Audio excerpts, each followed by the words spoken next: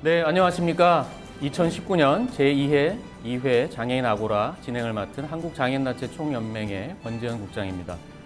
한국장애인단체 총연맹 그리고 한국장애인단체 총연합회 함께 진행하는 장애인 아고라인데요. 올해는 특히 이 복지TV하고 함께 하고 있습니다. 지난번 1회 아고라도 장애 등급제에 대해서 논의를 했었는데요. 올해 남은 아고라를 이렇게 기획을 하면서 포맷을 조금 바꿔보면 좋겠다 이런 생각을 했어요. 그래서 아까 말씀드린 아고라의 취지에 맞춰서 장애인 유형별로, 장애 유형별로 이 불편함을 토론하고 또 그것들을 여러분에게 공유하고 또 알릴 수 있는 자리를 만들면 어떨까 그런 생각을 해봐서 주제를 좀 정해봤습니다. 오늘 그래서 정한 유형이 우리 또 소개해드리겠지만 시청각 장애 유형이 되겠어요. 그래서 2019년 제2회 장애인 아고라 오늘은 이제 시청각 장애 편입니다.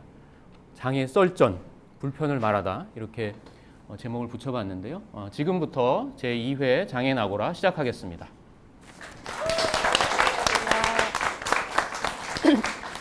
먼저 우리 발언을 주로 해주실 주 발언자 네 분 소개해드리겠습니다. 큰 박수로 또 환영해 주세요. 우리 한국시각장애인연합회 김훈 선임연구원님 함께 해주셨어요. 반갑습니다. 그 옆으로 데프스터디 연구소의 구철영 소장님이십니다. 제 왼쪽으로 장애의 벽을 허무는 사람들 김철한 활동가님 모셨습니다. 반갑습니다. 사회적 기업인데요. 힐링 플레이의 유은기 실장님 끝에 자리하셨습니다. 안녕하세요. 오늘 발언자 네 분은요. 일단 우리 김훈 연구원님과 구철영 소장님은 각각 시각, 청각 장애 당사자 분이 되시고요. 우리 유은기 실장님은 초등학생 우리 시각 장애 자녀를 둔 장애 부모십니다. 그래서 이 당사자의 불편함 또 이런 부분을 충분히 잘 말씀 주실 거라고 생각이 되고요. 예, 오늘 아고라 이제 시작하겠습니다. 사실 뭐 이렇게 불편한 자리도 아니고요. 자기의 불편함, 어려움 이것들을 이 방송 또는 유튜브 영상을 통해서 계속 공유하고자 하는데 또 목표가 있어요. 그래서 우리 시청각 장애를 가진 장애인으로 살아가면서 느꼈던 여러 감정들을 오늘 공유 부탁을 좀 드리고자 합니다. 근데 사전에 어떤 부분에서 이 한정된 시간에 얘기를 하면 좋을지를 좀 얘기 나눴었는데 우리가 흔히는 이제 지체장애인 분들이 이동이나 교통을 이용할 때 좀 불편하다 이렇게 생각을 하시잖아요. 근데 시청각 장애 분들도 굉장한 불편을 겪고 계십니다. 나와서 이동할 때 보행상의 불편뿐만 아니라 어떤 정보를 얻고 또 그걸 서비스를 이용할 때의 어떤 인식에 있어서의 문제, 여러 가지 문제가 있어요. 그래서 이 이동에 있어서 사회 참여의 아주 기본이 되죠. 이동에 대한 문제가 또 있고요. 또 문화, 그러니까 영화죠. 영화라던가 또 이런 여가 생활, 또 놀이, 또 교육 여러 가지 분야에서도 또 차별과 불편함을 갖고 계십니다. 그래서 이런 부분을 앞부분에 좀 얘기를 할까 하고요. 또 하나의 큰 덩어리가 우리 많이 들어보셨을지 모르겠지만 이 접근성 부분이에요. 우리가 인터넷이나 또 모바일, 요즘엔 모바일을 너무나 많이 활용하는데 이 모바일을 이용하거나 또 아직까지도 이 ARS 서비스를 또 제공하는 업체들이 굉장히 많습니다. 여기에 있어서 또 불편함이 계속 존재하시고요. 이런 부분들을 아마 오늘 이렇게 한 분 한 분 말씀을 들어보시면 이런 게 있었구나. 생활에 하루 24시간 또 일상을 살아가면서 이런 불편을 겪고 있구나. 이런 걸 많이 느끼시지 않을까 그런 생각이 듭니다. 일단은 뭐 말씀드린 것처럼 우리 생활에서 일단 기본적인 이동에 관한 부분부터 우리가 흔히 알고 있는 이 몸이 불편하신 또 지체장애를 갖고 계신 분이 아닌 시각, 청각장애인으로서의 삶을 좀 소개해 주시고 얘기를 좀 풀어보시죠. 사실 저는 평소에는 직장 생활을 하고 있어요. 출퇴근을 보통 버스로 하고 있거든요. 근데 오늘 토론을 한다고 해서 버스 하면 어떤 게 가장 먼저 생각날까 했더니 울며 겨자 먹기 그 뜻이 딱 생각이 나더라고요. 뭐 당연히 버스가 뭐 불편하기도 하지만 또 추억거리도 있어요. 제가 중도장애이기 때문에 비장애 때는 정말 중고등학교 때는 거의 버스를 이용했거든요. 뭐 거기에서 친구들하고 뭐 놀았던 여러 가지 좋은 추억이 있는데 지금은 사실 제가 앞이 아예 안 보이는 전맹 시각장애인데 버스를 그러면 어떻게 이용하느냐. 혼자는 이용할 수가 없어요. 지금 시스템 상에서는. 활동 지원사 선생님하고 같이 도움을 받아서 겨우 버스를 이용해서 출퇴근을 하고 있는데요. 그러면 뭐 같이 안내를 받아서 뭐 생활을 하니까 뭐 버스가 편하지 않느냐. 근데 제가 아침에 그 출근하려고 이제 버스 정류장까지 딱 가려고 하잖아요. 그러면은 평상시에 제가 달리기를 안 하는데 아침부터 뜀박질하기 시작합니다. 왜냐하면 약간만 한 버스 정류장까지 2, 3분 거리밖에 안 돼요. 근데 코너를 돌면은 버스가 이제 딱 오는 게 보이는데 이상하게 BIS 시스템이라고 해가지고 버스 도착 알림 서비스가 해주고 있잖아요. 근데 그게 무용지물이에요. 왜냐하면 내가 걸어가고 있는데 버스가 싹 지나가면은 이제 활동보조선생님 막 잡으려고 뛰잖아요. 그날 만일에 운이 좋았다 그러면 기사 선생님이 문을 열어주는 거고, 운이 나빴다 그러면 떠나버리는 거예요. 그러니까 버스를 이용하면서도 되게 편리하게 이용하겠다라고 생각을 하시지만 너무너무나 불편한 사항들이 많아요. 말씀처럼 뭐 BIS 버스 도착 알림 서비스가 맨 처음에는 우리 장애인들을 위해서 그 설치된 시스템으로 알고 있잖아요. 근데 이게 지금은 눈이 그 조금밖에 보이지 않는 저시력 시각장애인 분들이라든가 요즘은 또 고령화 시대잖아요. 어르신들이 그 정보를 듣고 버스를 타는 경우가 되게 많아요. 근데 저 같은 경우는 제가 561호를 타고 다니거든요. 그러면 561호라고 얘기를 해줘요. 버스 도착 알림 서비스에서. 근데 그걸 듣고 또 버스를 탈 수가 없어요. 왜냐하면 말씀처럼 버스가 순서대로 오는 게 아니고 버스가 4대, 3대 한꺼번에 오거든요. 그러면은 내가 타고자 하는 버스가 어느 건지도 모르고요. 막상 버스가 도착했더라도 정말 제가 위협을 느낀 게 사실 무릎 까지는 건 다반사예요. 왜냐하면 버스가 내가 원하는 버스가 내가 원하는 위치에 딱 쓰는 게 아니고 뭐 앞에서든가 뒤에서든가 그러면 그걸 타려고 활동지원사 선생님의 팔을 잡고 가다 보면은 정말 우리나라는 왜 그렇게 버스 정류장에 그 뭐 차도 불법으로 주차가 돼 있고 또 장애물이 많아요. 그러다 보면 그 버스 하나 타려고 어쩔 때는 생명의 위협까지도 느끼는 거 많거든요. 그래서 버스를 생각하면은 울며 겨자 먹기다. 나중에 좀 개선 사항을 말씀드리겠습니다. 네. 네. 네, 저는 버스를 탈 때 아까 김은 선임 연구원께서는 타기 전까지고요. 저는 타고 나서 여러 가지 불편한 점이 많이 있었습니다. 그 버스가 와서 도착해서 타면 항상 긴장이 됩니다. 불안하고 긴장이 됩니다. 예를 들어서 현금이 가지고 있다. 그러면 현금을 넣으면 되는 거고요. 그렇지만 대신에 현금을 넣었을 경우는 할인을 받지 못합니다. 그래서 손해가 있고요. 그리고 또 카드를 태그를 할 때 그 속에서 뭐라고 나오는데 저는 청각장애인이다 보니까 뭐라고 나오는지를 듣지 못합니다. 그래서 그런 불편한 점도 많이 있고요. 예를 들어서 태그를 했을 때 카드가 불량이라는 말이 나오잖아요. 근데 저는 이제 모르고 딱 가서 자리에 앉습니다. 그러면 그 버스 안에 있는 사람들이 다 저를 바라봅니다. 아, 저 사람은 돈도 안 냈고 무인승차했구나. 그런 생각으로 저를 보는 것 같아요. 그래서 제가 너무 창피해가지고 차를 내려서 택시를 타고 간 적도 몇 번 있습니다. 그런 불편함이 좀 있고요.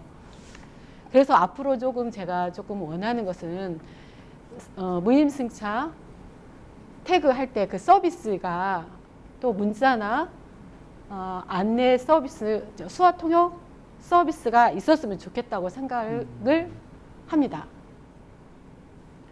또 LED나 또 수화 통역이 제공되었으면 좋겠다고 생각을 합니다. 저희가 이렇게 요즘 버스 타면 이렇게 광고 영상이 나오는 이 LED 판이 있죠. 거기에는 또 굉장한 휘황찬란한 정보들이 막 흘러나오는데 막상 이 탑승과 하차에 관련된 요금이 제대로 결제됐는지 또 내가 잘못 냈는지 이런 것들의 기본 정보를 지금 못 받는 또 우리 청각장애 입장에서는 그런 부분이 있다. 지금 그 말씀을 주신 것 같고 그 모르고 지나쳤을 때 무한함은 또 비장애인 여러분도 이렇게 당해 보셨잖아요. 근데 이것들이 내가 가진 장애로 인해서 만약에 그런 것들을 받았다고 생각이 들었을 때 그런 기분은 어떨까?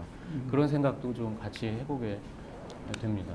그러면 저는 보이지 않기 때문에 활동지원사 선생님이 항상 옆에 계시더라도 제가 잡고 있더라도 급출발 급정지 주위 상황이 어떤지 모르니까 되게 그런 쪽으로 그 부상을 입는 경우도 각각 있어요. 그럼에도 불구하고 말하지 못하고 그냥 내 잘못인 같다 하고 넘어가는 경우가 있는데, 이제 시스템상으로 문제가 뭐냐면 우리 보통 그 단말기, 교통카드 단말기 찍는 곳이 있잖아요. 이게 아직까지도 표준이 안 돼 있는 것 같아요. 그래서 제가 어딘지를 모르고 카드를 막 이렇게 더듬고 하다 보면은 저는 뭐 찍으려고 하니까 아무런 상관이 없을 수가 있는데, 비장애인들이 보면은 얼마나 웃길까. 나는 그냥 카드를 찍으려고 하는데 교통카드 단말기가 어디 있는지 몰라서 이렇게 헤매고 있을 때 제가 꼭 춤추는 입장, 버스를 탔는데 왜 나는 춤을 추고 있어야 하는가. 그 다음에 하차벨 있잖아요. 제가 내려야 할 정류장이 오면은 이제 긴장이 돼요. 그러면 음성 방송으로 어디에 다음 내릴 예정입니다라고 방송을 해주잖아요. 그러면 제가 항상 그거에 귀를 기울여야 하니까 어쩔 때는 버스 안에서 잠을 자고 싶을 때가 있고, 피곤하면 또 다른 생각을 하고 싶을 때가 있음에도 불구하고 버스 타면 항상 긴장을 해요. 다음 내가 내려야 할 곳이 어딘지. 근데 제가 다음 내려야 할 곳이 이제 한두 코스 다가오면은 하차벨을 눌러야 되잖아요. 그러면 그 벨 찾다가도 또 춤을 추게 돼요. 저는 왜 버스 안에서 이렇게 춤을 춰야 될까요? 하차벨을 누르기도 힘들고요. 위치가 어딘지도 모르니까. 그러면 또 부탁을 드려야 되거든요. 비장애인분들한테. 그것도 좋다 이거예요. 하차벨을 눌렀는데 정차를 하면은 우리나라 버스는 저처럼 성격이 급한가 봐요. 삐 하고 문이 열리면 저는 이제 내리는 곳이 좁고 협소해서 되게 빨리 내리고 싶어도 그게 안 되더라고요. 근데 문이 곧 닫힐 것 같은 느낌이 드니까 또 빨리 내리다가 사고가 일어난 적도 있어요. 그래서 그런 것들도 좀 약간의 여유를 둬야 되는데, 하물며 시각장애인 분들도 이렇게 버스 타기도 힘든데 우리 그 휠체어 타신 분들 있잖아요. 이분들은 도대체 지금 저상버스가 뭐 50% 넘게 되고 나중에 100%까지 된다고 하잖아요. 이분들이 과연 버스를 타고 다니실 수 있을까? 이런 걱정이 많이 들어요. 하차할 때 급하게 내리다 보니까 또 그런 위험성. 그 다음에 버스와 인도와의 거리가 좁거나 좁으면 바로 건너뛰어서 내릴 수가 있으니까 그나마 다닐 수 있는데, 길다. 그러면 이게 가늠할 수가 없어서 거기에 넘어지면 2차 사고가 일어날 수가 있거든요. 그래서 버스는 정말 나에게 너무 출퇴근할 때는 시간이 오래 걸리지 않아서 편리한 대중교통인데, 어쩔 때는 내 생명을 담보로 타고 다녀야 하는 대중교통이라는 생각이 들어요. 네. 그 시각장애인도 버스를 탈 때 긴장을, 상황은 다르지만 네. 저희 그 주변에 청각장애인들이 가끔 이런 문제 제기를 해요. 네. 지역에 내려가면 이 문자, 하차 이 안내 정보가 없어, 문자로 된 정보가 없어서 굉장히 긴장을 한다. 네. 좀 나도 좀 쉬고 좀 가고 싶은데 긴장한다, 이런 얘기를 하거든요. 사실 현행 제도상에 보면 신차에 대해서 적용하게 돼 있잖아요. 그런 문제도 있고, 또 아까 잠깐 우리 서혜 선생님께서 말씀했듯이 마을버스에 보면 LED, 아마 시각장애인 잘 모르시겠지만 몰라요. 굉장히 방송물을 많이 띄워요. 근데 사실 인식의 문제 같아요. 요즘 그 자막을 띄우는 건 사실은 일도 아니거든요. 시스템만 그렇죠. 갖춰주면. 네, 근데 그런 방송물은 굉장히 많이 올리면서 이 자막을 왜 안 올려주는지, 마을버스에. 사실 제도의 문제긴 해요. 왜냐하면 이 마을버스에 대한 규정, 이 규정 자체가 약하기 때문에 그런데, 이런 문제들이 사실은 개선이 돼야 사실 다 같이 편리하잖아요. 시각장애인도 그렇지만 우리 주변의 청각장애인도 그런 얘기를 많이 해요. 마을버스나 아니면 지역 내려가면 항상 긴장한다. 내가 내릴 곳을 잘 몰라서 항상 두리번거려야 된다, 이런 얘기를 해서 네. 참 그런 거는 빨리 개선돼야 되지 않을까 생각합니다. 그리고 LED 말씀하셨지만 요즘은 그 버스 번호가 LED로 조그맣게 돼 있다고 하더라고요. 왜 이런 말씀 드렸냐면은 저야 전맹이니까 그런 번호판이 이제 필요가 없을 수도 있지만, 우리 저시력 시각장애인 분들도 우리나라에 25만 중에서 17만이 저시력 시각장애인 분들이거든요.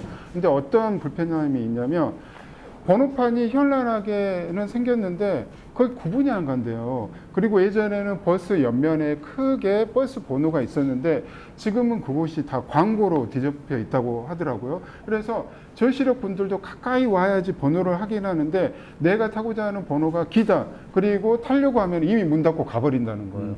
그런 부분들도 저시력 시각장애인 분들이 너무나 많이 느끼고 있더라고요. 버스에 타거나 지하철을 탔어요. 근데 앉으면 어떤 생각부터 하십니까? 막 쉬고 싶잖아요. 음악을 듣거나 뭐 핸드폰 보고.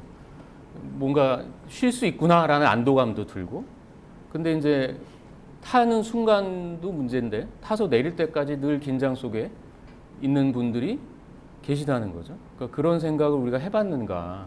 그러니까 거기에 대해서 우리가 같이 탄 사람이 아니어도 적어도 그 서비스를 뭐 이렇게 제공하는 또 거기에 이렇게 관련된 분들이 생각을 할까에 대해 생각이 우리가 거기까지 미쳐야 되지 않을까, 뭐 그런 생각이 들었어요. 그래서 처음에 탔을 때와 내릴 때의 물리적인, 특히 이제 시각장애 입장에서는 이격거리라던가 버스 기사의 뭐 그런 공감 능력이죠. 그런 내릴 때까지 탈 때까지 기다려주는 것, 이런 것부터 시작해서 또 하나가 저희가 잘 놓치고 있는 것이 그 이렇게 단말기를 대거나 하차벨이 있는 거의 위치조차도 저희는 몰랐던 그런 상황인 거죠.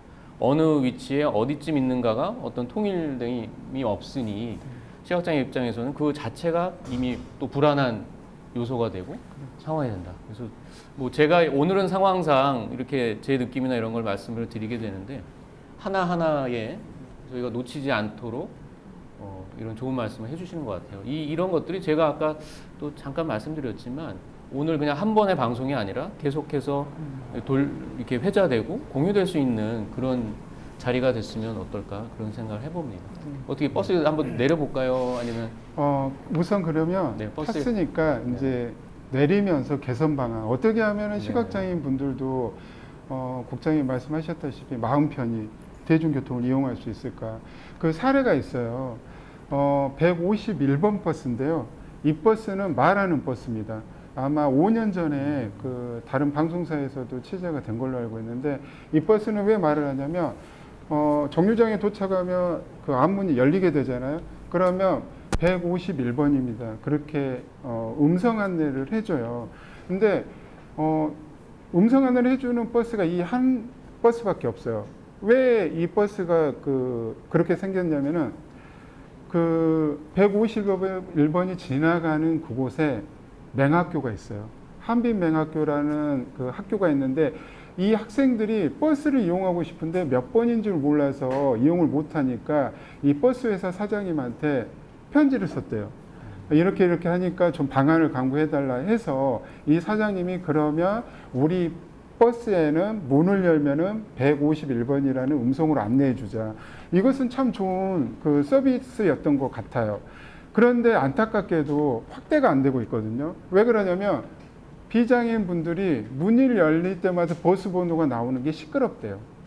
우리 시각장애인들한테는 중요한 버스의 번호에 정보가 되는데 비장애인 분들은 소음이래요. 그리고 우리 그 정류장마다 BIS 시스템 버스 도착 알림 서비스가 그 방송되고 있잖아요. 그걸 일부러 망가뜨리는 곳이 있대요. 왜 그러냐면 주변 동네 분들이 시끄럽대요. 그 시끄럽다는 민원이 들어오면은 구청이나 지자체에서는 음량을 낮추거나 아예 꺼버린대요. 이러한 현상이 되게 많아요. 왜 그럴까요? 우리 시각장애인들한테는 너무 유용한 정보인데 어떤 비장애인 분들한테는 이게 소음이라고 생각하니까 그분들한테는 죄송하지만 나한테는 필수적인 정보거든요. 그럼 대안이 뭘까? 이건 어떤 시각장애인 대학생이 고안해낸 건데 그럼 좋다. 타협점을 해보자 해가지고 문이 열릴 때마다 버스 번호를 음성으로 안내해 주는 게 아니라 그 음성을 안내해 주는 장치가 설치는 돼 있는데 내가 무선 리모컨을 동작할 수 있는 무선 리모컨을 눌러서 음성 안내를 듣자. 그러면 내가 원하는 버스가 몇 번인지 알 수 있지 않겠느냐. 이러한 방안들이 서로 절충하면서 그 제안을 해놓은 게 있는데 아직까지도 확대가 안 되고 있는 거 보면은 좀 안타까운 마음이 많이 들어요. 네. 제가 이동 편의에 대해서 한 가지 더 말씀드리고 싶은 게 전철에 대한 이야기입니다. 제 친구들과 같이 이제 이야기를 나눠봤는데요. 전국적으로 지역에 따라 그 무임 교통카드가 다르다는 겁니다.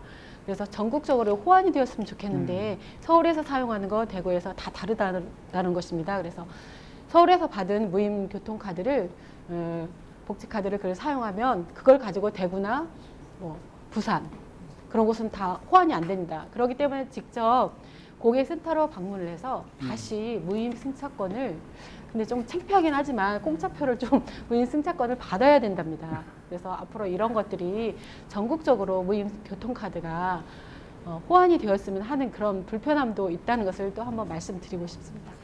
그거 관련해서 제가 너무 화가 나는데 네네네. 화내셨는데. 공감되는 게 제가 그 3년 전부터 그 우리 복지카드하고 신용카드가 겸용이 나온 게 있거든요. 그건 수도권은 돼요. 서울, 경기, 인천의 지하철은 다 호환이 돼요. 그래서 지방에 있으신 분들이 그 서울로 수도권으로 출장 왔을 때 이게 호환이 안 돼서 말씀처럼 우리 시각장애인 분들은 무임 승차 교환기에 가서 복지카드를 대고 500원을 넣고 그러면은 그 무임 승차권이 나오거든요. 그걸 가지고 또 개찰구에 가서 대고 들어가고 이렇게 지하철을 이용해야 돼요. 이게 얼마나 불편한지 몰라요. 그래서 우리한테 민원이 들어왔단 말이에요. 그래서 우리가 그 국토교통부가 주관 부서인 줄 알고 그쪽에도 보내보고 했는데 이게 부처별로 쭉 돌더니 결국은 어디로 간 줄 알아서 보건복지부로 갔어요. 근데 답변 오는 게 안 된답니다. 기술적으로 어려운 건 아닌데 이걸 해결하기 위해서는 각 해당 정부 부처가 모여서 지자체, 정부 부처가 모여서 논의를 해야 되는데 그 논의가 쉽지 않답니다. 이것도 웃기는데 사실 우리는 그 무료라고 생각하잖아요. 지하철 이용이. 근데 수도권에 그 우리가 이용할 때는 그 지자체마다 각각 신한은행이라는 어떤 특정 은행에서 약간의 비용을 지불한답니다. 우리 대신. 근데 지자체마다 예산이 연결돼 있다 보니까 아무리 수도권은 호환이 되더라도 지방, 부산, 뭐 대구, 광주 이렇게 대전 지하철이 설치된 곳에서는 지자체와 뭐 한 은행과 정부기관에 이렇게 그 연결이 돼 있다 보니까 쉽게 그 연계 서비스를 우리는 쉽게 해줄 것 같은데 소장님 말씀처럼 제가 3년째 싸우고 있거든요. 국민신문고에 지금 3번을 냈어요. 똑같은 내용으로. 근데 돌아온 답변은 양해해 주시기 바랍니다. 이해해 주시기 바랍니다. 뭘 이해를 하란 말이에요. 나는 지금 지방이 올라와서 사용을 해야 되는데. 근데 왜 이게 쉽게 안 될까요? 소장님처럼 저도 고개가 갸우뚱가. 근데 끝까지 한번 해보려고요. 이 문제에 대해서는. 네. 그래서 그 부분을 네. 지금 최근에 또 우리 단체들이 모여서 제도 개선 활동하는 이 제도 개선 솔루션에서 또 다뤄서 네. 새로운 아이디어를 냈어요. 그래요? 궁금합니다. 우리 복지 종합카드가 아까 말씀하신 이유로 지자체별 또 그 연계 네. 시스템 뭐 이런 얘기를 계속 하기 때문에 네. 사실은 그거는 그대로 두되 우리가 이제 복지 카드에 칩이 달려 있지 않습니까? 네, 그러니까 그 칩을 이용해서 장애 정보만을 활용해서 현재 시스템 안에서 장애 정보만을 인식해서 이렇게 할 수 있는 방법을 찾아보자. 그래서 그 기존에 왜냐하면 연결된 전달 체계나 부처 안에 누군가 나서서 그 헤게모니를 풀려고 하지 않잖아요. 네, 네. 어려우니까. 네. 그래서 뭐 일단은 그런 쪽의 아이디어를 내서 우리 단체들이 모여서 더 힘을 내보자 이제 그러고 있어요. 그래서 네. 두 분 말씀 주신 것도 지금 계속 그런 이슈가 있고 또 가장 중요한 거는요. 그게 뭐 오늘 이 자리는 해결 방안이냐 가능성이냐 이걸 떠나서 네. 불편하시다는 거죠. 마찬가지. 우리 장애인분들이 수도권에서 쓰다가 다른 지역에서 교통수단, 대중교통을 이용할 때 일일이 그때마다 확인을 하고 다시 거기서 교통권을 받고 이렇게 하고 있다. 이걸 아셔야 된다. 이런 불편함을 아십시오 하는 게 오늘은 더 중요할 것 같습니다. 네. 뭐 조금 더 말씀을 하면 뭐 버스든 지하철이든 이렇게 또 이동에 대한 네. 얘기 조금 더 해주시면. 버스에서 원활히 내리지도 못했는데 지하철로 넘어갔어요. 네. 시각장애인 분들도 그러시겠지만 네. 청각장애인들이 그 이동상에서의 문제도 크지만 터미널, 역사, 공항 여기서의 그 접근성도 아마 시각장애인들은 이동이라든가 이 적절한 정보 접근이 어려워서 그럴 거예요. 청각장애인도 그렇죠. 비슷하거든요. 네네. 청각장애인들도 크게 다르진 않고 단지 최근에는 그런 그 문자로 정보가 많이 나와요. 다행스럽게 많이 나오는데 네. 근데 그 공항 같은 경우에는 좀 달라요. 우리 시각장애인 분들도 뭐 큰 건 아닌 것 같은데 뭐 불편을 겪는데 어떤 거냐면 인적 서비스예요. 뭐냐면 이제 인천국제공항에서 내렸단 말이에요. 그러면은 인적 서비스를 요청하면은 공익요원이 나와요. 그러면 공항버스나 지하철을 탈 수 있게 공항철도 역사로 안내를 우리가 해주면 자연스럽게 뭐 공항버스를 이용한다거나 지하철, 공항 철도를 이용할 수 있잖아요. 근데 웃긴 게 뭐냐면 인천공항에서 나와서 조금만 가면은 공항철도 역사인데 거기서 멈추는 거예요. 인적 서비스를 안 해주는 거예요. 그러면 소장이 말씀하셨잖아요. 조금만 배려면 얼마 안 돼요. 1, 2분 거리밖에 안 돼요. 근데 안 된대요. 왜냐하면 이 공익요원들이 인천공항의 범위에서 공항철도 역사로 넘어간 그 순간 근무지 이탈이래요. 그러면 불이익을 당한대요. 그러면 놓고 가는 거예요. 그러면 내가 또 공항철도에 전화를 하라는 거예요. 이게 왜 연계 서비스가 안 되는지 모르겠어요. 아니 하물며 뭐 지난주인가 지난주 뭐 트럼프 대통령도 경계선을 넘나들잖아요. 우리나라 대통령. 근데 공익요원들은 왜 그게 안 될까요? 근데 지하철이 우리 시각장애인들이 가장 잘 접근할 수 있는 대중교통이라고 해서 정말 지하철을 편리하게 이용하고는 있어요. 그래서 요즘 어르신들 그 고용 창출을 하기 위해서 교통약자 도우미 제도가 있잖아요. 이 서비스도 너무나 웃긴 게 맞아요. 어르신들이 얼마나 포근하고 얼마나 친절해요. 근데 단점이 있어요. 우리가 어떤 해당 역사에 딱 내리기 전에 연락을 하면 그분이 나와 계셔야 되는데 안 계세요. 그 다음에 나오더라도 내가 원하는 방향의 출구까지 안내를 못 해주세요.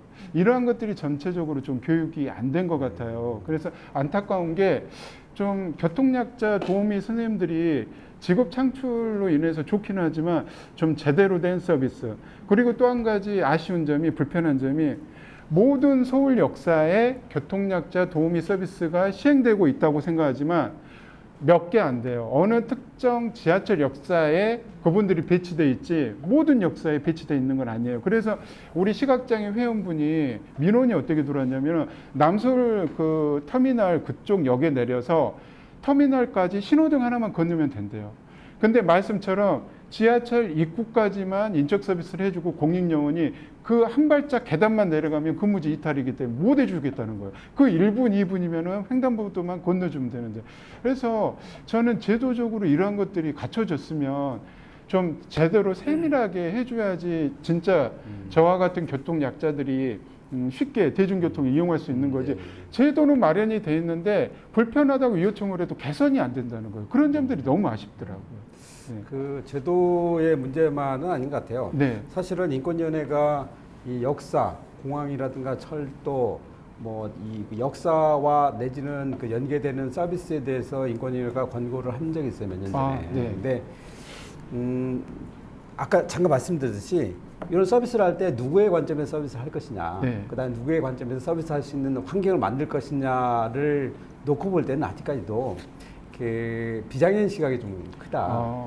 그래서 인권위가 권고를 했고 나름대로 노력은 하고 있지만 네. 그런 데는 많이 걸리는 것 같아요. 그런데 그래서 청각장 그 보청 요즘은 난청 그 어르신들이 고령화되다 보니까 난청 인구 굉장히 많이 늘었어요. 네. 보청 계신이 많거든요. 이분들은 그냥 눈치껏 그냥 가는 거예요. 장애인만 그런 건 아니죠. 사실 이런 경우에는 그렇죠. 네. 보청 시스템이라든가 이런 보완해주면 되는 문제가 시각장애 문제도 연결 서비스를 제대로 그건 인식의 문제고 조금만 노력하면 되는 문제인데 네, 맞습니다. 제도 플러스 알파 인식의 문제는 굉장히 제도만이 아니고 인식 개선의 문제는 굉장히 중요한 것 같습니다. 뭐 아까 처음에 제가 말씀드린 게 이제 공감, 공유 뭐 이런 건데요. 다 연결되는 거죠. 네. 그 인식의 문제가 굉장히 중요한데 여러분은 어떻게 생각이 들었어요? 이 군대로 치면 위수지역이라고 그러잖아요. 한 발짝만 넘어가면 안 된다. 근데 그런 것들이 과연 뭐 법으로, 제도로 아니면 뭔가 지침으로 내려야지만 해석이 되고 내가 피해를 안 보고 내가 혼나지 않고 이렇게 접근해야 할 문제인가 그런 생각은 굉장히 해봐야 되지 않을까 그런 생각이 듭니다. 사실 이 인적 서비스 시각장애 영역에서는요. 인적 서비스 부분을 특히나 많이 주장해 오셨잖아요. 그러니까 이런 맞습니다. 시외 버스나 네. 고속버스 터미널 안에서도 굉장히 복잡하고 이런 부분에 대한 것도 지속적으로 하는데 안 되고 네. 또 얼마 한 몇 년 전인가 그 재난 이런 부분에서도 지하철에서 이렇게 어떤 화재가 났거나 긴급 상황이 발생했는데 시각장애인만 정보에서 소외된 거예요. 그리고 우리 청각장애 분들도 마찬가지. 그때도 한참 그런 이슈가 있었습니다. 남들은 또 그런 것도 있죠. 우리가 흔히 겪는 게 열차가 어떤 사연으로 지연되고 있습니다. 이런 방송을 해주거나 이렇게 하는데 그때 그 지하철에 시청각 장애인이 타고 있다고 상상을 또 해볼 수 있겠죠. 남들은 그래도 답답하고 짜증나지만 기다릴 수 있죠. 근데 이 정보를 누군가는 못 듣고 왜 전철이 이렇게 지연되고 서 있는지를 모르는 경우. 뭐 이런 사례들이 뭐 버스, 지하철 이런 데서도 많이 나오는 것 같습니다. 일단은 뭐 저희가 한참 이제 이동에 대해서 좀 얘기를 해봤거든요. 혹시 뭐 더 이렇게 이동에 관해서 조금 더 하고 싶거나 모자란 거 있으십니까? 예, 저도 그 연구원님처럼 공감을 합니다. 저도 불편함이 있는데요. 뭐냐 하면 기차를 탔을 때에 어느 정도 각각 생각은 차이가 있겠습니다. 하지만 장애인이 내릴 때 알려주는 서비스가 있었으면 좋겠다라는 생각을 저도 해봅니다. 제가 오래전에 외국 여행을 했었을 때입니다. 기차표를 타고 기차표를 점검하러 오는 승무원을 저의 자리에 있는 대로 오게 되었더라고요. 그래서 그분과 대화를 하는데 저는 농아인이라는 것을 표시했고 의사소통이 되었습니다. 그래서 제가 기차에 타고 갈 때 너무 피곤해가지고 깜빡 졸았습니다. 그런데 기차에 내리려 가까운 지점에서 승무원이 저를 깨웠습니다. 다행입니다. 그래서 제가 그분이 하시는 말씀이 뭐냐면 고객님 곧 도착할 시간입니다. 저는 듣지 못하지만 그렇게 저 어깨를 터치하면서 그렇게 알려주는 것처럼 한국에도 그런 서비스가 있었으면 시청각 장애인들을 위해서 그런 서비스가 있었으면 얼마나 좋을지 또 도착하기 전에 이렇게 승무원이 직접 와서 알려주는 서비스가 있었으면 좋겠다라는 생각을 지금 해보았습니다. 연구원님의 그 아까 말씀에 공감이 100% 갑니다. 사실 뭐 다른 제도나 이런 걸 얘기할 때도 안타깝지만 해외 사례를 많이 얘기하게 되잖아요. 그것들이 이제 뭐 저희한테 도움이 된다면야 많이 참고하고 하지만 해외에선 하는데 왜 우리는 아직까지 뭐 이런 얘기가 항상 네. 나오는 것 같습니다. 그러면 일단은 저희가 뭐 이동에 대한 얘기만 해도 한 시간 더 할 수 있을 것 같지만 다음 다른 분야도 우리가 또 얘기를 좀 하면 어떨까 싶어요. 일단은 저희가 이제 뭐 문화 또 뭐 영화, 여가 이런 부분도 굉장히 감각장애 영역에서는 또 제한이 많이 돼 있는 게 현실이잖아요. 우리 또 실장님은 이제 부모님 입장에서 아이가 지금 초등학생이신 거죠. 뭐 교육도 교육인데 아이가 커가면서 필요한 문화 또 어떤 놀이의 경험들 이런 것들을 지금 현재 지역사회에서 하시려고 시도를 많이 하셨을 것 같은데 거기서 오는 벽이나 불편함 굉장히 많으셨을 것 같아요. 굉장히 많아요. 일단은 한 가지 먼저 앞서서 말씀을 드리고 싶은 건 뭐냐면 저희 아이가 그 1학년에서 2학년 올라갈 때쯤에 수영을 배우고 싶다 그래서 집 근처에 그 국제 규격을 갖춘 수영장에 있어서 문의를 드렸거든요. 그랬더니 안 된대요. 그래서 왜 안 되냐고 했더니 강사가 없다 그러더라고요. 장애 아이를 교육할 강사가 없어서. 그러면 저는 어디로 가나요? 그랬더니 집에서 1시간 정도 떨어져 있는 장애인 수영장으로 가라고. 그래서 제가 그거를 이제 구청에다 민원을 넣었어요. 집 근처에 이렇게 좋은 수영장을 두고 제가 왜 제 아이를 데리고 1시간 거리에 수영장을 가야 됩니까? 라고 말씀을 드렸더니 구청장님께서 친절히 답변을 주셨어요. 양해 부탁드린다고. 개선해 보겠다고. 네, 개선은 여전히 안 되고 있고 저희 아이는 수영을 못 배웠습니다.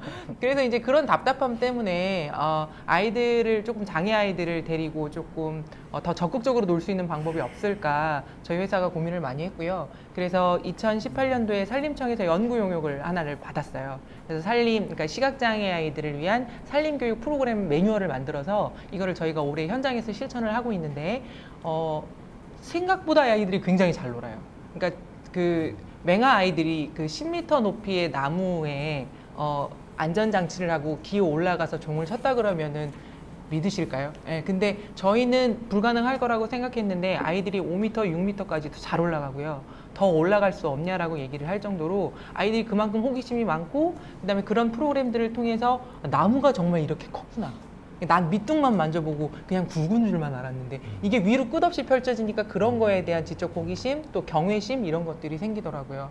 근데 저희 같은 경우에는 프로그램을 진행을 할 때 저희 아이도 시각장애가 있다 보니까 촉각 경험 위주로 프로그램을 진행할 수밖에 없는데 저희 숲체험 현장에서는 대체적으로 선생님들이 자연은 눈으로 보는 것이다 라고 생각하시는 경향이 굉장히 강해요. 왜냐하면 지금 양서류라든지 여러 가지들이 환경오염이라든지 도시개발로 인해서 그 개체수가 급감하고 있기 때문에 만지는 것 자체가 걔네들한테 도움이 전혀 안 된다라고 생각을 하시거든요. 근데 저희 시각장애 아이들 같은 경우에는 만지지 않고는 그거를 알 수가 없어요. 그러니까 이제 뭐 대체할 수 있는 것들을 가지고 알 수는 있지만 그게 직접적인 경험하고 대체용품하고의 경험은 완전히 다른 것이라는 생각이 들거든요.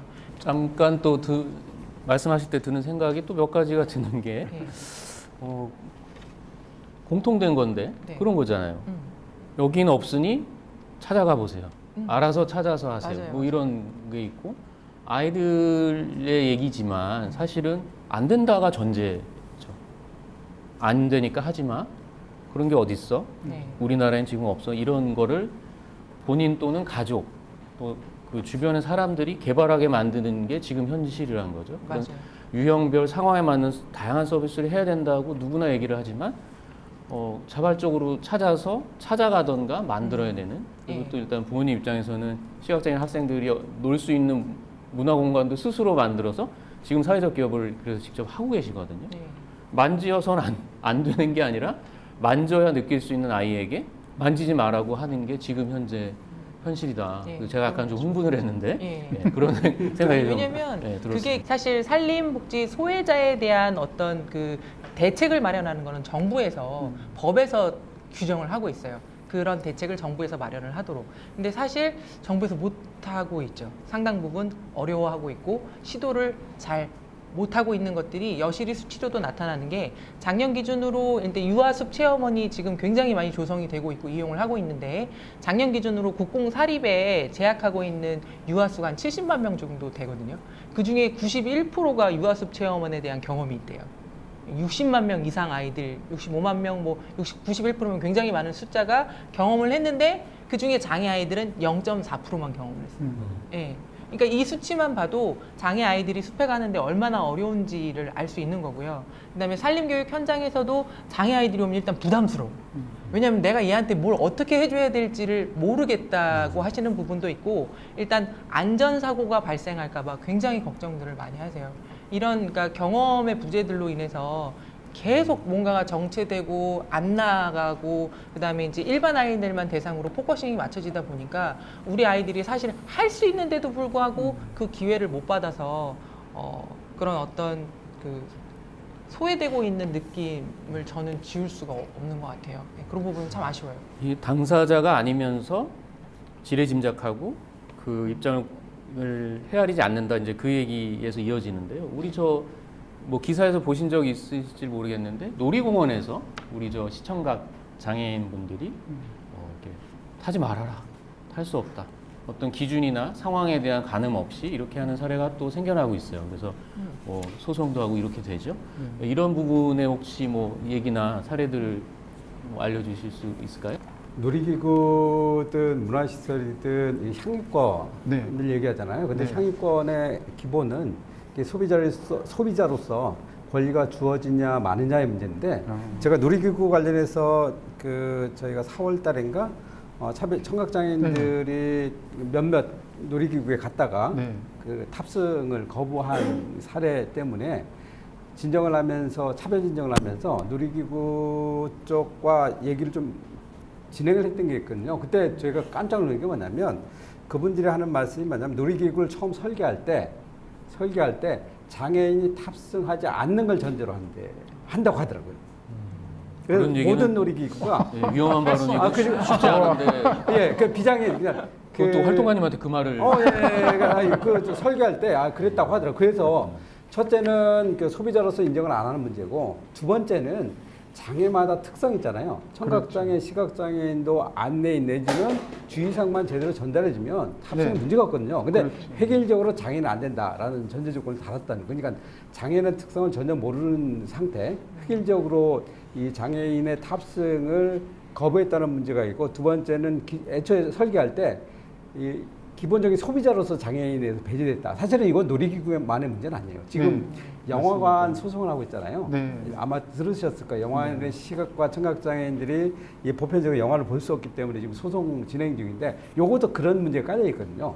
영화관에서 장애인을 소비자로 볼 것이냐 그냥 시혜자로 볼 것이냐 특정한 날에 와서 봐라 시혜자로 볼 것이냐 이런 문제가 깔려 있는데 기본적으로 아직까지 문화시설에서의 입장들은 장애인을 일반 소비자처럼 동등하게 대하지 않는다. 기본적인 인식이 좀 깔려 있는 것 같아요. 두 번째는 그 인식 플러스 알파, 아까도 장각 국장이 말씀했지만 뭐 특정한 사람한테만 서비스를 맡겨놓는 거예요. 그럼 다른 사람 몰라요. 만약에 청각장애인이 왔다 그러면 청각장애를 담당하는 사람만 그 사람 찾으러 다니는 거예요. 아니 옆에 사람이 좀 도와주면 되는데 그냥 어쨌든 책임 회피인 것 같아요. 공동의 어떤 그 인식의 이 인식을 같이 이렇게 나눠야 되는데 특정한 사람한테만 청각장애 서비스 해라 맡겨놓고 다른 사람들은 나몰라라.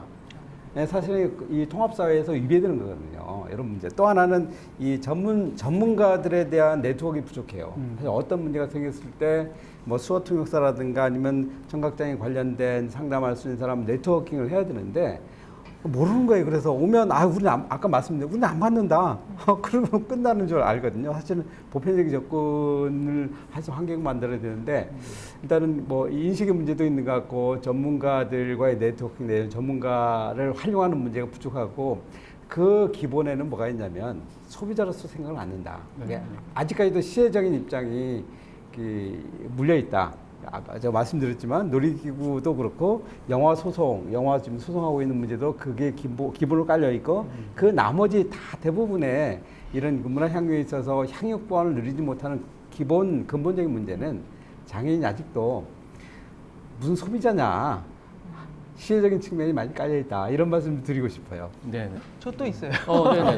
먼저 말씀해 주시죠. 예, 저는 저희 아이가 못 보다 보니까 경험으로 할 수 있는 것들을 많이 시키려고 네. 하는데 제가 살고 있는 도시에 정부 기관에서 하는 산하 승마장이 있어서 거기서 이제 주말에는 이제 일반 아이들을 대상으로 무료 승마를 하고 그다음에 장애 재활 승마를 운영을 하기 때문에 그쪽에 프로그램 문의를 좀 드렸어요. 저희도 그거 해보고 싶다고. 근데 처음에는 이제 시각장애라고 하니까 조금 어려워하셨는데 거기 장애인 재활 승마 올해부터 확대하신다고 하시지 않았나요? 하시니까 이제 그럼 일단 인원을 모아와라 이러시더라고요.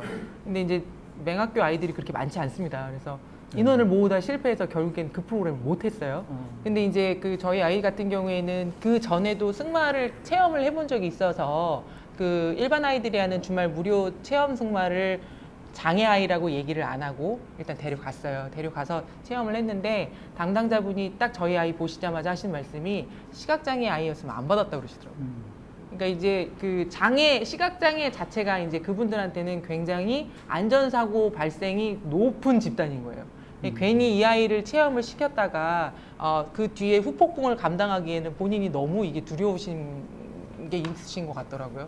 그래서 그런 부분들이 참 저로서는 답답하죠. 방금 말씀드렸던 부분이 이제 맥락은 또 같은 부분이 있어요. 그래서 안전사고, 어떤 책임성 이런 것들이 크게 보면 인식 안에 같이 들어있는 것 같습니다. 그래서 그분들의 인식 중요하다고 얘기하지만 그 사람의 인식만 바꿀 수가 없는 거거든요. 그 사람의 인식을 바꿀 수 있는 주변의 환경을 또 만들어줘야 된다. 그 책임에 대한 부분도 책임을 나눠 가질 수 있는 시스템을 만들어주고 그 책임을 질 부분과 안 질 부분을 사전에 미리 공유하고 뭐 찾아보고 이렇게 방법은 얼마든지 접근할 수 있지 않나 이렇게 생각이 들고 아까 진짜 제가 잠깐 말씀드렸던 그 놀이구의 차별도요 책임의 문제인 것 같아요. 어떻게 보면 그런 인식 운영자 입장에서는 그러니까 이게 어디 선에서 가능한지 안 가능한지 어디까지가 우리의 책임인지 또 어디까지의 책임을 나눌 수 있는지를 고민하지 않고 그 전에 멈춘 거죠.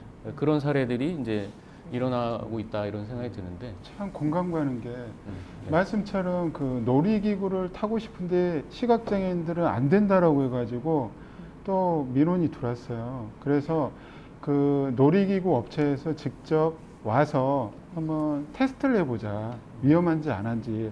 그래서 갔단 말이에요. 물론 아무것도 안 보이는 제가 혼자 이용하기는 어렵겠죠. 근데 국장님 말씀처럼 시스템이 갖춰져 있고 조그마한 관심과 배려만 해주시면은 제가 그 놀이기구를 얼마든지 탈 수 있었던 거거든요. 근데 선입견이 무서운 것 같아요. 시각장애는 안 보이니까 100% 사고 날 거야. 한번 그렇게 딱 생각이 드니까 자기들이 책임지기 싫다는 거죠. 위험하지도 않는데 위험이 발생할 거라는 것을 우려해가지고 미리 차단을 하겠다는 거예요. 가서 보니까 재밌어요. 타고 싶어요. 저도 아무런 사고 안 일어났거든요. 근데 그렇게 막으니까 법적으로 또 간 거고 우리가 법적으로 가고 싶겠습니까? 우리는 약자예요. 그쪽은 대기업이고. 그럼에도 불구하고 법원에서 우리 시각장애인 분들이 놀이기구를 타는 건 당연하다라고 해가지고 승소 판결이 났거든요. 그렇죠. 그런 인식 자체가 좀 빨리 개선이 돼야 될 것 같고 아이들 교육을 할 때에도 박제를 학교에 웬만한 오래된 학교에는 웬만한 박제들이 다 있습니다. 근데 그게 유리 진열장 안에 있어서 눈으로만 아. 봐야지 그걸 만지지 않아요. 그래서 네. 저희가 이번에 수업을 갔을 때 그 박제를 좀 꺼내서 써도 되냐고 요청을 드렸더니 학교에서 의아해하시면서 어디다 쓰시려고요. 그래서 일단 주세요. 그래서 그 까마귀 한 마리하고 꾀꼬리 한 마리를 꺼내서 저희가 그거를 아이들한테 직접 만지게 했어요. 아. 그리고 그 벌레 요즘 밀웜이라고 그 고소해라고 말려서 파는 것들이 있거든요. 술안주로 아주 좋습니다. 근데 그거를 아이들한테도 직접 먹여가면서 네, 벌레가 이렇게 생겼고 새들이 이런 걸 먹는다. 그런 경험들을 하게 해주니까 얘네들이 항상 글로만 새를 배우다가 그렇죠. 직접 앞에 있는 실체를 만지게 된 거예요. 어머, 새가 이렇게 커요? 네, 독수리도 있고 거북이도 있고 되게 많아요. 근데 그런 것들을 그 학교 벽장 아래다 잘 유리 벽 아래다 잘 넣고 눈으로 보게끔 하는 경우들이 많아서 그래서 저는 시각장애인들을 위한 촉각동물원 같은 것도 있었으면 좋겠어요. 그러니까 가서 실컷 좀 만져보게. 그러니까. 예, 털의 질감이라든지 크기라든지 이런 것들을 가늠을 못하니까 그런 부분들이 좀 배려가 근데 됐으면 연구원님 좋겠다는 그 제가 알기로는 해외에는 아까 말씀 주신 유명 그 작품들을 시각장애인들이 이용할 수 있게 이렇게 촉각 모형으로 하는 게 네. 그 국립박물관 같은 데는 있다고 들었거든요. 프랑스 루브르 박물관의 모든 그런 작품이 아니고 그렇죠. 몇몇 그렇죠. 작품이고 그렇죠. 일본은 그 실장님 말씀하신 것처럼 우리 미술 박물관에 직접 촉각으로 만져서 느낄 수 있는 그런 미술 전시장이 있다고 하더라고요. 근데 요즘 하도 민감해서 그 뭐 일본 얘기는 하기도 싫지만 사실상 그런 점에 대해서는 약간씩 트인 것 같아요. 좀 다른 거에 트였으면 좋겠지만 그래서 우리나라도 얼마든지 할 수 있거든요. 근데 막상 우리나라도 어린이 대공원에 그 통합 놀이터인가요? 그게 설치되어 있다고 해요. 비장애인 어린애 아이들과 우리 장애인 어린애 아이들이 함께 모여서 놀 수 있는 통합 놀이터가 설치되어 있다고 하는데 말만 그렇게 통합 놀이터지 실질적으로 우리 장애인 학생들이나 어린 아이들이 직접 가서 뛰어놀 수 있는 그런 공간은 아직도 턱없이 부족한 것 같아요. 그 말씀을 하시니까 생각이 났어요. 그 외국 같은 경우에도 좋은 사례들이 많은데 아까 프랑크푸르트에서는 만지지 말라고 얘기를 하셨다 그랬잖아요. 근데 제가 저희 아빠가 2017년에 실직 기념으로 온 가족이 여행을 갔다 온 적이 있어요. 예. 이때 아니면 언제 노냐 싶어가지고 예. 외국에 친척분이 살고 있어서 그분이 계신 곳을 갔다가 큰 아이가 좋아하는 그 P사의 그 스포츠카 박물관을 갔거든요. 근데 이제 거기를 갔더니 이제 큰 아이는 좋아서 눈으로 막 열심히 보는데 작은 아이는 할 게 없잖아요. 그러니까 이제 옆으로 쓱 이렇게 했는데 자동차가 단 거예요. 그러니까 얘가 이제 자동차를 더듬기 시작했어요. 그래서 오 크다 좋다 이러면서 하는데 갑자기 뒤에서 까만 양복을 입으신 분이 막 뛰어오더니 만지면 안 된다고. 네. 근데 딱 애를 상태 보니까 애가 정상이 아니거든. 그러니까 잠깐 기다리래요. 근데 내가 시각장애인이라고 말씀을 드렸더니 그러냐고 잠깐 기다려 그러더니 가서 자기들이 쓰시는 장갑을 가져오셨어요. 아이한테 장갑을 끼우고 요 차는 만져도 되니까 얘는 만져라.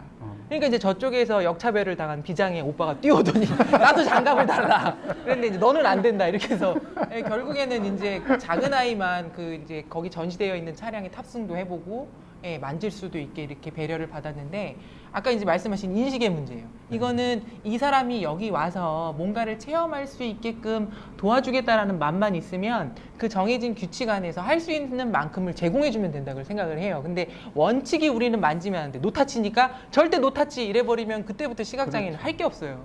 만질 게 없고요. 매점 가서 그냥 음료수나 먹고 앉아 있어야 돼요. 그러니까 그런 상황이 안 되도록 해주는 좀 인식 자체가 성숙되었으면 좋겠다라는 생각이 들었습니다. 이런 뭐 권한과 여유 이런 거가 문화적인 차이도 약간은 느껴집니다. 우리 소장님께 좀 여쭙고 싶은데 우리 저 김문영 연구원님은 놀이기구를 전혀 안 타실 것 같으나 안 좋아하실 것 같으나 타셨고 물론 민원 확인차 하셨을 수도 있지만 또 재밌다고 하셨잖아요. 재밌었어요. 우리 소장님 혹시 뭐 놀이기구를 타보신 뭐 경험이라던가 그 놀이기구나 또 여러 가지 뭐 문화 이런 활동을 하실 때 참여했을 때 이런 불편함 이런 경험이 있으셨는지 그런 얘기를 좀 여쭤보고 싶거든요. 네, 당연히 있습니다. 저도 한 3개월 전에 놀이공원에 갔습니다. 네, 거기에서 손님과 함께 다른 손님과 함께 놀이공원을 이용하려고 했는데 수화통역사를 요청을 했습니다. 그런데 저희가 3명이 갔습니다. 근데 수화통역사는 그 표를 사야 되고 통역사인데도 불구하고 자부담으로 표를 구매를 해야 되는 그런 일이 있었고요. 또 제가 다른 나라 예를 들어본다면 그 통역사에게는 무료로 예, 저희 그 이용하는 자가 이용객들이 자부담으로 해서 통역사를 무료로 할 수 있게끔 해주는 그런 제도가 있었습니다. 우리 한국에도 놀이공원을 이용할 때 청각장애를 위한 수화통역사를 서비스를 받을 때 무료로 아니면 또 본인이 직접 사용할 수 있는 그런 혜택을 줬으면 한다는 그런 생각을 해보았습니다. 혹시 그 저희 나라에도 기본적으로는 동반 할인 이런 제도가 있잖아요. 근데 지금 말씀 주신 거는 이 수화통역 이렇게 동반 할인 혜택은 못 받으셨다 그 말씀이신 것 같아요. 그죠? 장애인은 동반이 있어야 우선 탑승이 되거든요. 동반인을 한다는 거면 보호자라는 개념이에요. 네. 장애인이 위험하기 때문에 어떤 사고가 발생할지 모르니 옆에서 보호해줘라라는 네. 개념이거든요. 근데 청각장애인은 육체적으로 문제 없거든요. 근데 보호자의 개념이고 보호자의 연령을 18세 이상으로 잡았어요.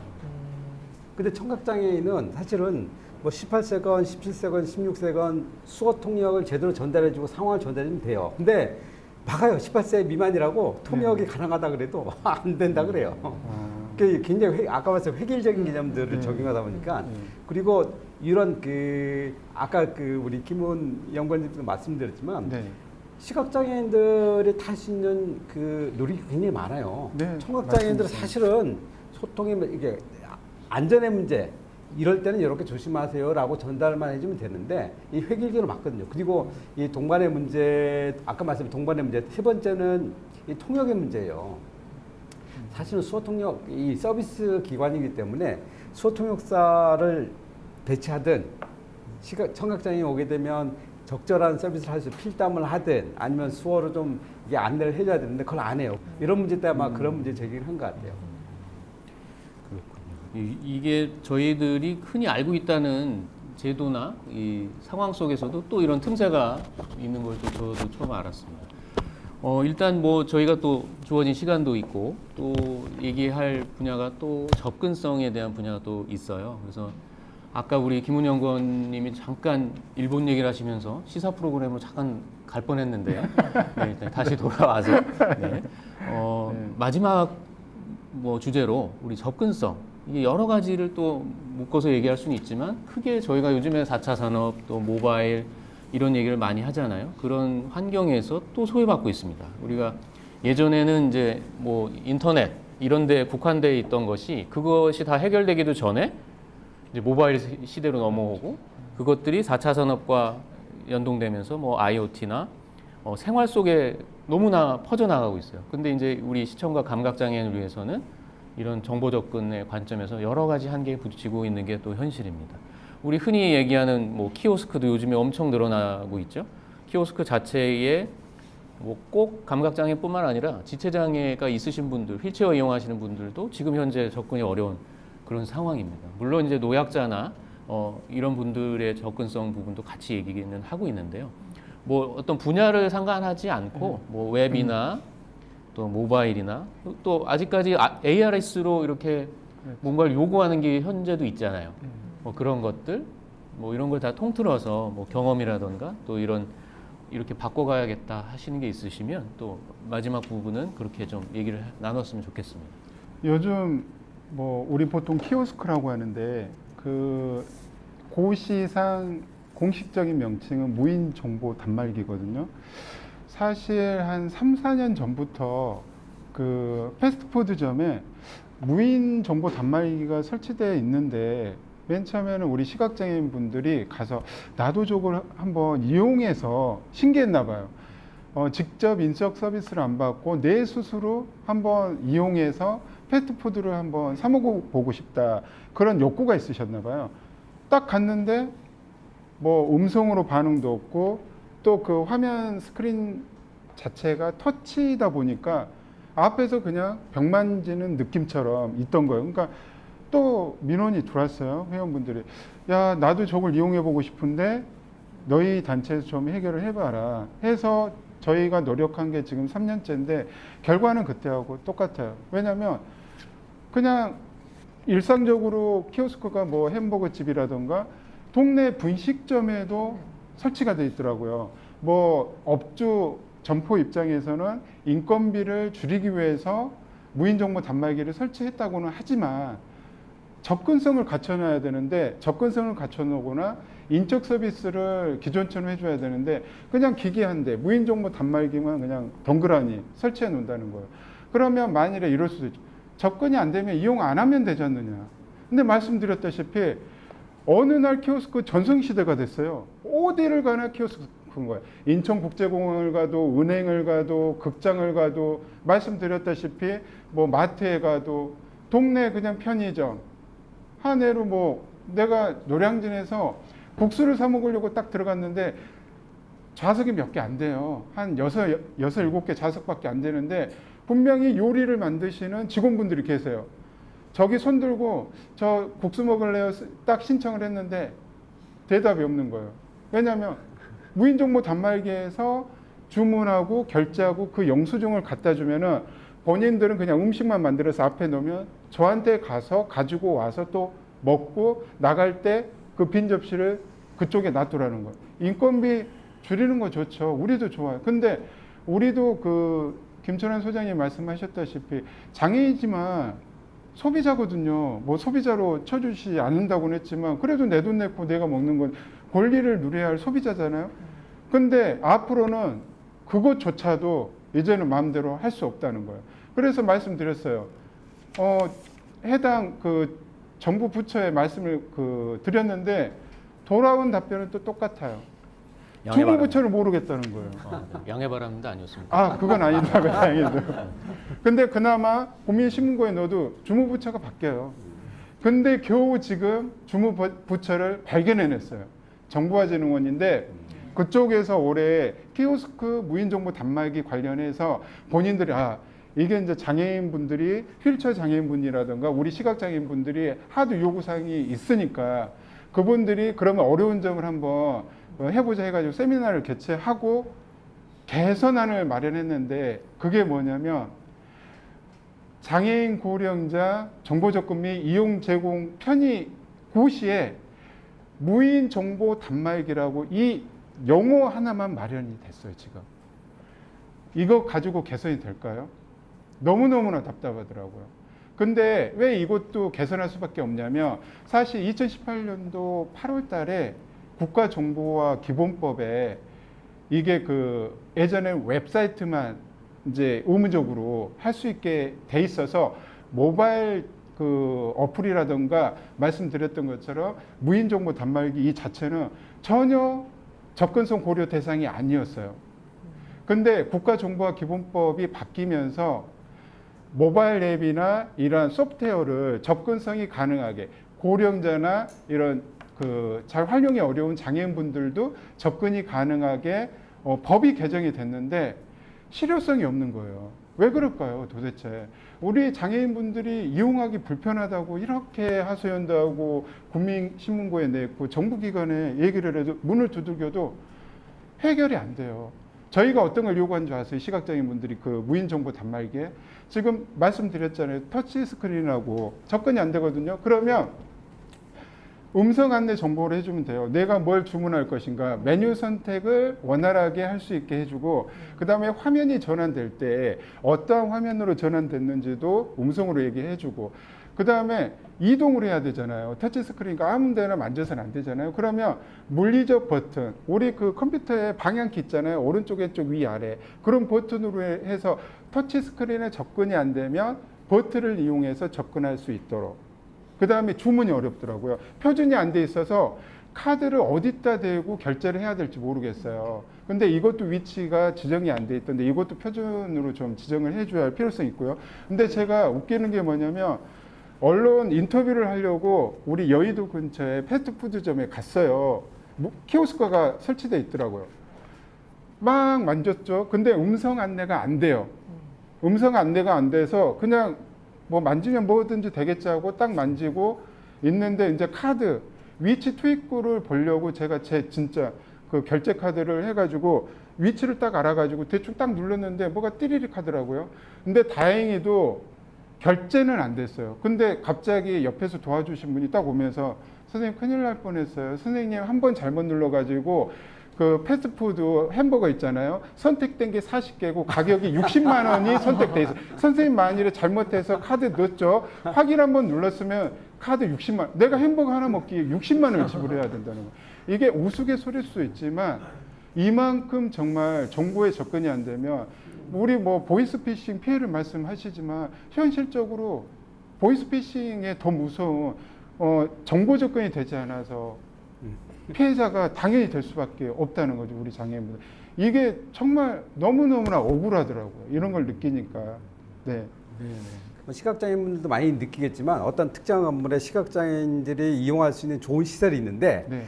그까지 접근을 못하는 거예요. 연기가 안 돼도 그렇죠. 예. 그렇죠. 청각장애인도 마찬가지예요. 사실 키오스크 문제는 청각장애인들은 보기 때문에 큰 문제는 없지만 과거에 만들어진 뭐 현금 인출기라든가 그런 ATM기 같은 네. 경우에는 가끔 저희 민원을 받아요. 어떤 민원이냐면 평소에는 괜찮은데 이게 뭐 카드를 넣었는데 에러 났다. 근데 이게 뭐 수화를 막 해도 이게 저쪽에서 인식이 안 되는 거예요. 네. 다행히 그래도 이 은행 시간에는 은행 달려가서 담당자 불러오면 해결이 돼요. 근데 은행이 마감된다든가 아니면 휴일, 특히 휴일 같은 데는 지역은 수화통역센터들도 또 쉬거든요. 네. 연락할 방법이 없는 거예요. 지나가는 사람 붙들어야 되는데 지나가는 사람 없어요.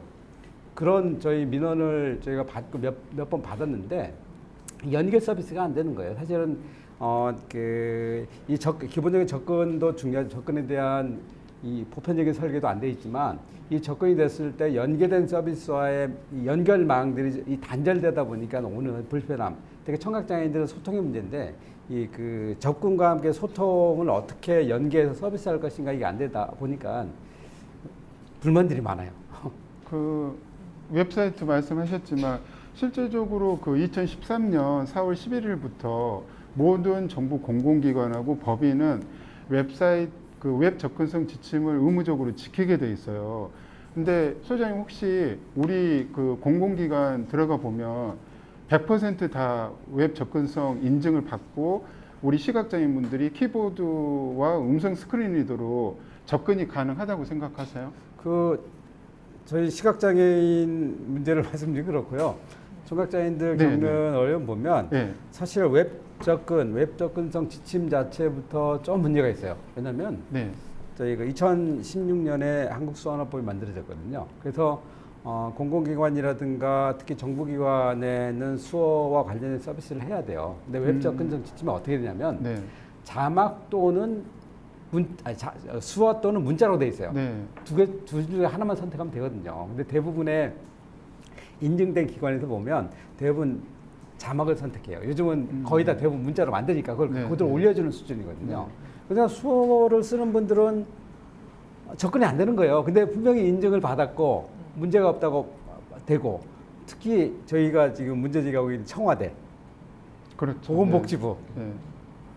문화체육관광부, 이 정부 부처부터 시작해서 이 웹 접근 인증이 다 됐잖아요. 됐고 사실은 장애인들이 웬만한 서비스를 할 수 있다는 그런 어떤 전제하에 지금 운영이 되고 있는데 수어를 쓰는 분들은 이 원천적으로 차단돼 있어서 사실은 그 인증 제도 자체부터 조금 문제가 좀 있다라는 생각이 좀 듭니다.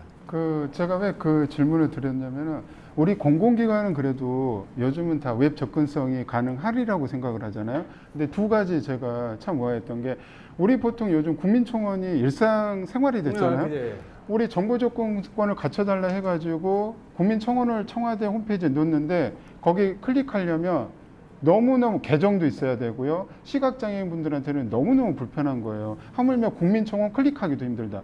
그 다음에 또 한 가지가 국가인권위원회 말씀하셨다시피 국가인권위원회 인권교육센터 홈페이지가 있거든요. 거기에는 장차법이 뭔지, 인권 침해가 뭔지, 차별이 뭔지 정말 중요한 동영상 자료들이 있어요.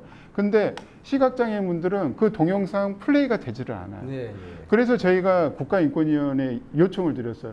아니 인권교육 받고 싶다 홈페이지로 홈페이지 개선을 해달라 하니까 답변이 온 게 뭐냐면 한 리뉴얼할 수 있는 홈페이지를 리뉴얼할 수 있는 그 예산 책정이 안 된대요. 해년마다 1,000만 원에서 2,000만 원 될 수도 있거든요. 그래서 제가 그러려고요. 좀 돈 많이 벌어서 제가 그쪽에 제공해서 접근성을 좀 갖춰달라고 하려고요. 아니 이게 말이 안 되는 거잖아요. 인권위원회. 그리고 또 한 가지가 제가 이제 직장인이잖아요. 역량 강화를 위해서 고용노동부에서 우리 근로자 카드 발급이 되거든요. 1년에 200만 원을 교육하는 데 투자하는 게 있어요. 그래서 제가 어느 그 사회복지 그쪽 관련 자격증 제도가 있더라고요. 그래서 신청을 했어요. 근데 거기에 그 동영상으로 수강을 들으려면은 협안이 된 그 관련 교육기관이 있는데 그 교육기관의 홈페이지에 접근이 안 되고 동영상을 플레이하려면 또 접근이 안 되는 거예요. 그래서 제가 그 교육을 포기했거든요. 그래서 혹시 실장님도 청각장애인으로서 저처럼 이렇게 직업에서 역량 강화를 하기 위해서 교육을 받으려고 하는데 원격 온라인 교육이 접근이 안 되는 거예요. 정말 답답하더라고요. 그래서 이러한 사례가 있는지 저도 좀 궁금합니다. 예.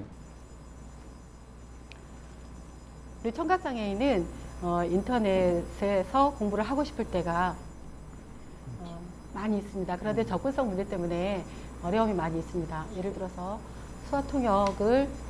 수화통역이 너무 작습니다. 그 공간에 아주 동그랗게 나와 있는데 수화통역이 너무 작아서 사람 얼굴도 보이지 않을 정도로 화면을 좀 키워서 해줬으면 좋겠고요. 그리고 장애인 관련해서 저희가 장애인 관련해서 정보에 대해서만 수화가 있지 그 외에 모든 교육이나 저희가 관심을 가지고 있는 취미에 대해서는 수화통역 제공이 없습니다. 그래서 제가 문화적으로 참 어려움을 수화로 말하자면 가난한 사람이기도 하고 답답함을 느끼고 있습니다. 사실 처음에 시작할 때 이동의 얘기를 할 때만 해도 엄청난 이동의 불편이 있겠구나 시작을 했어요. 근데 이제 문화, 교육, 또 뭐 놀이, 차별, 인식, 또 이제 접근성 얘기하다 보니까 그야말로 생활 전반에 걸쳐서 우리 시청각 장애인분들이 어떤 생활을 하고 있는가 거기에 대한 질문 또 우리가 돌아봐야 되지 않나 이런 생각이 계속 듭니다. 사실 이 접근성 부분은요, 이제 뭐 인터넷 시대에 인터넷부터 출발을 했지만 아까 웹 접근성 얘기 잠깐 나왔지만 그거의 가장 큰 함정은 절대치가 아니라는 겁니다. 어떤 수준을 하는 것이고 인증제도의 문제도 있는 거죠. 어느 수준에 대한 평가일 뿐이지 그거 역시도 인증을 넘기면 끝 이렇게 되는 거죠. 여기까지 했으니 더 이상의 뭐 상황 고려라던가 실제 도움이 되는가를 나가지 못하는. 근데 하물며 그게 모바일 또 우리가 키오스크 이렇게 가기에는 엄청난 지금 앞으로의 길이 남아 있다 이렇게 보여지고요. 또 하나 아이러니하게 실질적으로 사람의 문제이기 때문에 뭐 이런 4차 산업 접근성 문제지만 대인 서비스에 대한 욕구와 지원이 같이 맞물려 있는 특성이 있는 것 같아요. 아까 뭐 ATM 기기도 그렇고 키오스크도 실질적으로 법과 제도로 다 할 수 없는 것들을 사람이 보완해주고 그렇죠. 양해하고 이렇게 하면 좋은데 이런 것들의 간극도 여전히 또 보이는 것 같고 그렇습니다. 혹시 뭐 이거는 꼭 마지막으로 한 번 더 얘기하고 싶으시다 하시면 네 분 중에 청해 듣고 질문 받도록 하겠습니다. 제가 좀 말씀을 네. 드리겠습니다. 이게 장애인을 대다수의 사람들한테 맞추기 때문에 나타나는 문제를 우리가 지금 겪고 있는 거잖아요. 네. 네. 그리고 대다수의 사람들을 장애인한테 맞추면 어떻게 되느냐? 아까처럼 말씀하셨던 것처럼 이게 시끄럽다. 저는 아까 그 닥터헬기 생각이 났어요. 그 이국종 교수가 그 닥터헬기를 띄우는 거에 대한 민원을 굉장히 많이 받았대잖아요. 시끄럽다고. 이게 사람을 살리는 일인데도 불구하고 내 일이 아닌 게 돼버리면 그게 시끄러운 거예요. 그러니까 이게 사람의 생명을 살리는 문제임에도 불구하고 내 문제가 아닌 게 돼버리면 사회가 그렇게 우리 사람들이 그렇게 반응한다라는 것 때문에 생각을 조금 바꾸는 계기가 됐으면 좋겠어요. 이렇게 지금 얘기해서만 끝나는 게 아니라 그러니까 같이 보시는 분들도 이게 지금 내 일이라고 했을 때 나의 아이라고 했을 때 나의 가족이라고 했을 때 정말 내가 계속 이런 입장을 고수할 수 있는지 고수할 것인지에 대해서 한번 생각을 해주셨으면 좋겠다 이런 생각이 듭니다. 네, 감사합니다. 혹시 뭐 이제 저 꼭 이 얘기를 해야 될 것 같아요. 저희가 지금 하고 있는 운동 중에 하나가 보편적인 접근성, 어떻게 시청각 장애인들의 접근 환경을 만들 것이냐 이런 운동을 하고 있는데 그 중에 하나가 저희가 방송 매체에 대한 접근이에요. 지금 제가 계속 줄다리기 하고 있는 게 뭐냐면 KBS 9시 뉴스에 수어 통역을 해라. KBS는 공영방송이거든요. 네. 그다음에 국민의 시청자들을 통해서 시청료를 받고 그 운영되는 방송인데 9시 뉴스의 수어 통역, 그다음에 화면 해설을 안 해요. 화면 해설 같은 경우는 좀 네. 다른 특수한 문제긴 하지만 그렇죠. 수어 통역은 사실 어려운 문제는 아니거든요. 네. 근데 그 방송사의 입장은 명확해요. 방송 화면이 깨끗해야 된다. 통역이 들어가면 화면이 어쨌든 안 좋다. 근데 이거는 인식의 문제고, 첫째는 인식의 문제고, 두 번째는 권리의 문제거든요. 9시 뉴스는 뭐 확장하면 MBC의 8시 뉴스, 뭐 SBS 8시 뉴스까지 확장이 되는데, 지상파 방송은 사실은 공공재, 이 전파라는 공공재를 운영하고 있는 이 방송사고, 또한 광고료라든가 시청률을 통해서 운영하고 있는 사실은 공공성, 공공재의 성격이 강한 방송사거든요. 이런 방송사는 장애인의 접근이 담보해야 되는데 아직도 장애인들이 일반 시청자로 인식을 안 하고 있고 일반 소비자로 인식을 안 하고 있는 이 문제는 굉장히 좀 심각한 문제라고 생각해요. 그래서 지금 오늘의 그 아마 기본은 그거 같아요. 장애인들이 일반 시청자, 일반 소비자, 보편적인 그렇죠. 국민 속에 속해 있느냐 마느냐의 문제 같은데 맞습니다. 저희가 네. 지금 마지막 하고 싶은 거는 KBS 방송사 9시 뉴스 해야 됩니다. 꼭 해야 됩니다. 이 말씀 좀 드리고 싶습니다. 네, 감사합니다. 오늘 뭐 불편을 말하다 시각장애인, 청각장애 입장에서 말하다 보니까 너무 막 부정적인 말씀을 또 드릴 것 같아서 우려가 있긴 하지만 왜 이런 말씀을 드렸냐면 정말 대단한 걸 요구하는 건 아니에요. 버스도 마찬가지고 뭐 정보 접근성도 마찬가지고. 근데 이제 특히 화면 해설 영화를 제가 좀 말씀드리고 싶었는데 왜 이 얘기를 드리냐면 우리가 따로 시각장애인이나 청각장애인만을 위해서 화면 해설과 자막이 갖춰진 영화를 틀어주고 그 특정 영화관을 만들어 달라는 게 아니에요. 뭐냐면 내가 지금 최신 영화, 우리 기생충도 꽤 지나긴 했지만 저 기생충을 못 봤거든요. 근데 화면 해설이 나오긴 했더라고요. 한 2주, 3주 흘러서. 왜 바로 최신 영화가 나왔을 때 내가 사랑하는 가족과 내가 사랑하는 사람과 같이 함께 가서 볼 수가 없느냐. 다른 사람들은 다 웃는데 저만 가만히 있는 거예요. 왜 웃지? 근데 거기에서 물어볼 수가 없잖아요. 나와서 왜 웃었어요? 그러면 되게 웃은 영역이 많아서 모르겠다는 거예요. 그럼 글을 보고 있는 거예요. 지하철 냄새? 그게 뭐 유명하다고. 지하철 냄새가 뭐지? 나중에 영화 보면 나오겠죠. 근데 말씀드렸던 것처럼 제가 우리 장애인분들이 특별한 것 아니면은 장애인만을 위한 것을 만들어 달라는 게 아니라 일상생활, 김철환 소장이 말씀하셨다시피 일반 비장애인 속에 들어가서 우리도 똑같은 국민으로서 화합하고 느끼고 싶다는 거죠. 그래서 특별한 화면 해설 영화를, 자막 영화를 만들어 달라는 게 아니라 모두가 공감할 수 있는, 함께 누릴 수 있는 똑같은 공간 영역에서 그러한 시스템과 제도를 좀 마련해 달라고 오늘 좀 불편한 사항을 말하다라고 여러 가지 말씀을 드렸습니다. 네, 감사합니다. 혹시 앞에 방청객 중에 소감이나 질문 있으시면 부탁드리겠습니다. 구철영 소장님은 저와 같은 입장입니다. 청각장애인 입장입니다. 그렇기 때문에 말씀에 대해서 여러 가지 감동을 받고 또 공감하는 부분이 100%입니다. 그런데 그 말씀 속에 말씀하시는 가운데 무인 단말기라는 말씀을 제가 들었는데요. 그 말씀에 대해서 공감을 합니다. 하지만 무인 단말기에 그 단말기에 그 자막도 괜찮고 수어도 괜찮다고 좋은 생각을 합니다. 하지만 거기에 무인 단말기에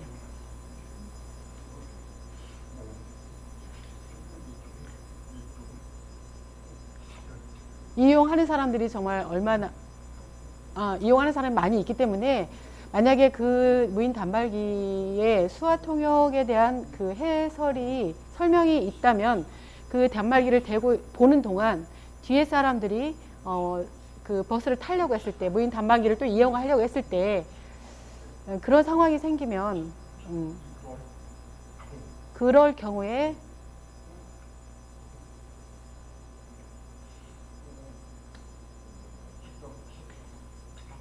그 다른 좋은 방안이라도 있는지 궁금합니다.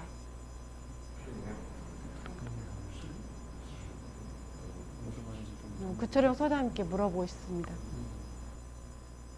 생각지 못한 질문을 해주셨습니다. 감사합니다. 네. 제가 고민을 해보았는데 예를 들어서 버스를 타고 또 휠체어 장애인이나 시각장애인들, 청각장애인들을 한번 생각해 보십시오. 휠체어 장애인이 예를 들어서 버스를 탄다고 저상버스를 이용을 하는데요. 그 뒤에 사람들이 기다릴 때 어떠한 표정입니까? 불편하다는 불편함을 느끼는 사람들이 없을 것입니다. 그분들은 이미 인식이 개선이 되어 있고 기다릴 줄 아는, 신경을 쓰지도 않고 기다릴 줄 아는 사람들인 것 같습니다. 그와 마찬가지로 무인 단말기도 그렇게 그런 좋은 방안이 있을 거라고 생각을 합니다. 인식 개선이 중요하다고 생각합니다. 자, 그럼 이제 좀 마무리를 할까 합니다. 네, 오늘 사실 뭐 어떻게 보면 미시적인 얘기, 사례부터 뭐 정책 제안, 거시적인 얘기까지 이렇게 했는데요. 그리고 저희가 장애인 단체 역할을 논할 때도 소비자 단체로서의 역할 이런 얘기를 또 많이 해요. 그래서 아까 여러 번 강조해 주셨지만 소비자 관점으로 장애 정책이나 장애의 문제를 바라볼 필요 있다 이런 얘기를 이제 계속 하게 됩니다. 그러니까 사실 그거보다 더 중요한 것은 소비자 관점을 유지하기 위해서 그 소비자로서의 어떤 불편이 있는지 어떤 마음을 갖고 있는지를 들여다볼 줄 아느냐, 들여다볼 마음이 있느냐도 굉장히 중요할 것 같아요. 근데 저희 앉아있는 모든 분, 저를 포함해서 각자 자기 유형 또는 자기의 바운더리에 있는 일 이외에도 그런 마음을 갖고 있는지 다시 한번 좀 돌아보게 됐고요. 장애 인식 개선 이런 얘기도 또 많이 하지 않습니까? 근데 사실은 그 자체의 출발도 오늘 계속 말씀 나왔던 공감 또 거기에 대한 관심에서 출발하지 않나 이런 생각을 다시 한번 해봅니다. 사실 뭐 오늘 이 짧은 시간으로 속속들이 이 유형 안에서의 불편함을 다 알 수는 없죠. 근데 중요한 건 이제 저희가 앞으로 아고라를 다른 장애 유형도 하게 되고 이렇게 할 텐데요. 중요한 것은 제가 지금 말씀드렸던 공유나 공감의 차원에서 접근해 주셨으면 좋겠고 이 아고라가 거기에 좋은 기여, 영향을 미쳤으면 하는 그런 바람을 가져봅니다. 2019년 제2회 장애인 아고라 이것으로 마치겠습니다. 수고하셨습니다. 감사합니다.